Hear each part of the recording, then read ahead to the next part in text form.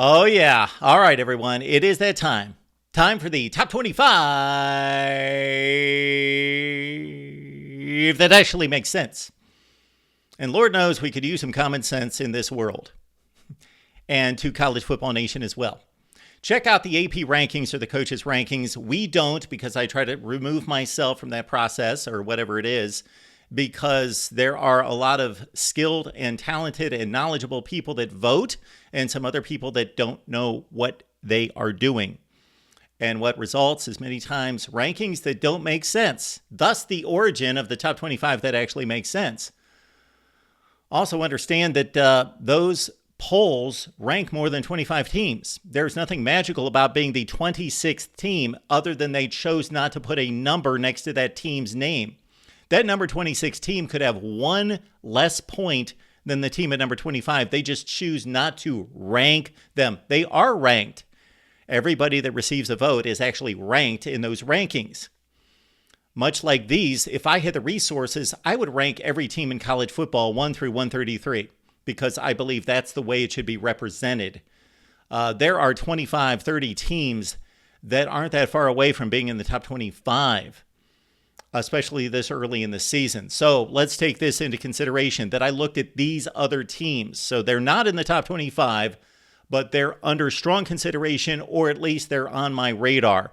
BYU, LSU, Utah, Clemson, UCF, Syracuse, Wake, Iowa, Auburn, Memphis, James Madison, Georgia State, Liberty, Air Force, West Virginia, K-State, Colorado, UCLA, Rutgers, Memphis, Tulane, Wisconsin, Toledo, Wyoming, Tennessee, Marshall. I may have mentioned some of those teams twice. I don't know because I'm gathering data.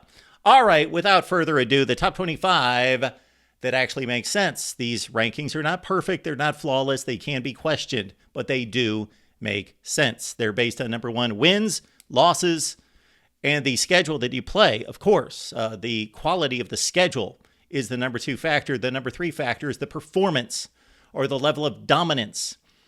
Fortunate wins, unfortunate losses, or dominance in those games. All right, let's look at the top 25 that actually makes sense. Kansas is number 25, Texas A&M 24, Fresno State's 23, Oregon State at number 22, USC 21.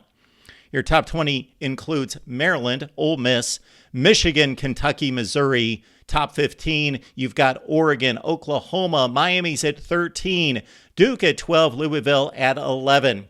The Alabama Crimson Tide at number 10, Notre Dame 9, Georgia 8, Washington at 7, Ohio State at 6, and the top 5 teams in the land as of right now, and that resume changes from week to week, of course. North Carolina 4, Penn State 3, Florida State 2, and Texas has the best resume in college football. They are number one with a dominant win over a good Kansas team on Saturday. It's a top 25 that actually makes sense.